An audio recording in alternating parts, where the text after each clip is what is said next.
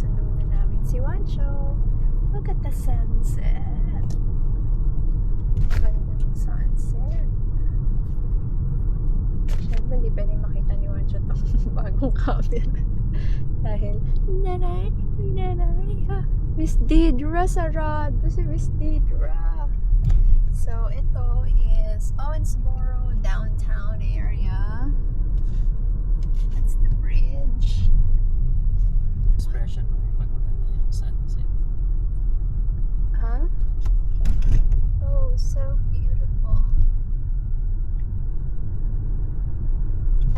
That is such a pretty sunset.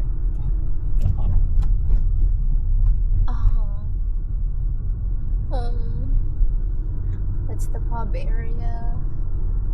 This is the downtown area. Andun yung river. Punta ka lang doon sa river. Doon, unahan yan, river. This is the Bluegrass Music Hall of Fame and Museum. Madami dyan nagka-concert. And that's the Hampton Hotel. And look at that. Ang ganda. Ay, nagja-jogging. That is the Owensboro Convention Center.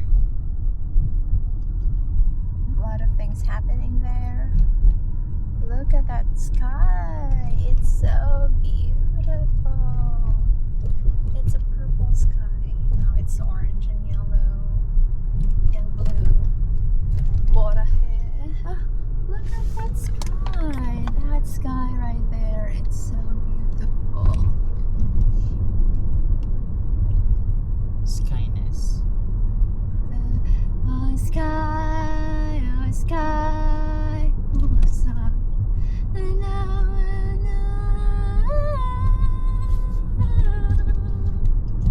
Wow, kita niyo ba yan? Oh? Astig. Maalog-alog lang eh. Sana okay ang stabilization nito. May ano pa session dun. Char. Dito na tayo sa infamous area here in Owensboro, which is the Cadillac Hotel. Cadillac is a luxury car, but it's not so luxurious when you hear it here in Owensboro because it just means one thing: drugs. Eh, baka mabash ako, pero yun lang naman yung ano ko. That's just my perspective. It's not the truth. That's just how I see it. So you're lying? I'm not lying. I'm just being subjective. So, yun yung kay bash. I don't know anything about that area, but laging may police and laging sinasabi sa Owensboro chat na it's a drug den. So, what can I do but believe those folks, right? Drug deal ng ano? Drug den, not the dean. Oh, ang ganda ng langit. Ang ganda ng langit. Ang ganda ng langit. Ito ay dapat oh, that's just a rough road. Pero tingnan natin kung rough ba talaga siya. Are you rough, tatay? Sa isang pangarap ako'y Ito, papakita ko sa inyo kung nasaan ang Botanical Garden here in Owensboro. Oh, you just missed the new nursing home. But this is the Botanical Garden. This is the Botanical Garden. Hindi nyo siya masyadong kita, but there is. Oh, ito pala yung bagong nursing home. Ayan. Yeah, that's a nursing home. Oh, daming people nag-aabang ng bus. This is the arc. And this is now we're heading home. Oh my God, taga dito si Nick. Signature nakalagay sa Si Nick yun, oo. Look at that, sunset. Oh, Ang ganda ng sunset. Oh my gosh. Taga dito pala siya. Hindi nyo kita pero sayang. Maganda lang sana. Alam mo kawawa yan. Walang sakyan yun eh. Kaya pala siya nagbabas. Sasabay ko na yun lagi pagka-shift ko. Kawawa siya.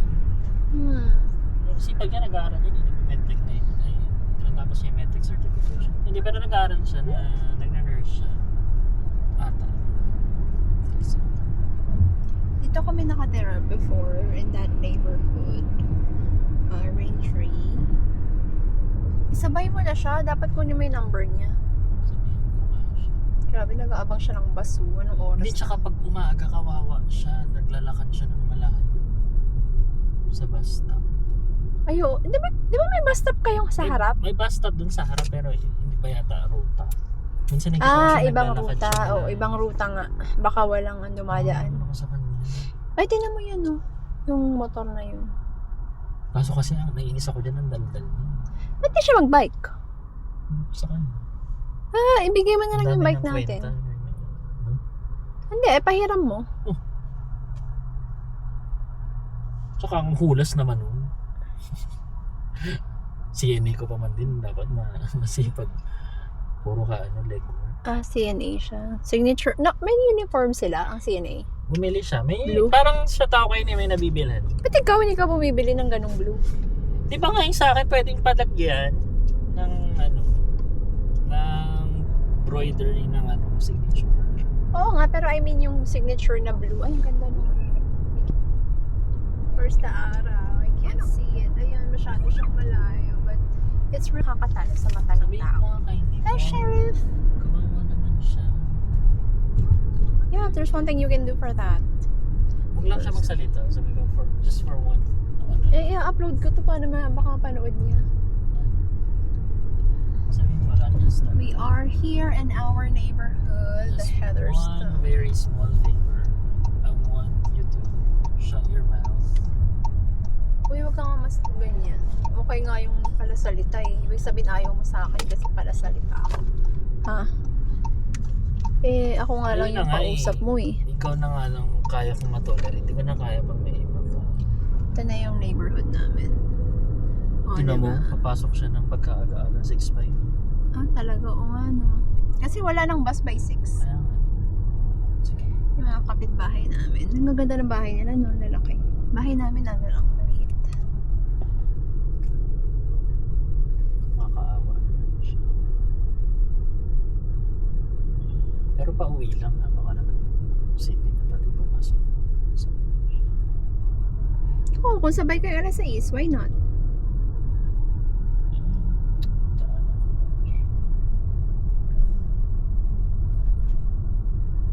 Ito naman, doon na kami dun sa may sa dulo. Yung mga pipitsoging bahay dito sa dulo.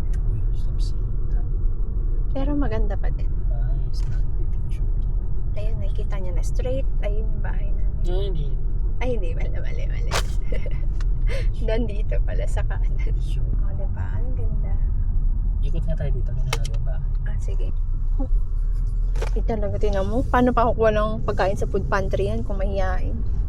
Ito na yung neighborhood namin. Yan, binuksan na niya ang aming garage. Ay, that's our house. Maganda naman, di ba? Hindi naman masyadong maliit. Malaki naman. Comment lang. Comment down below. Okay. Say bye.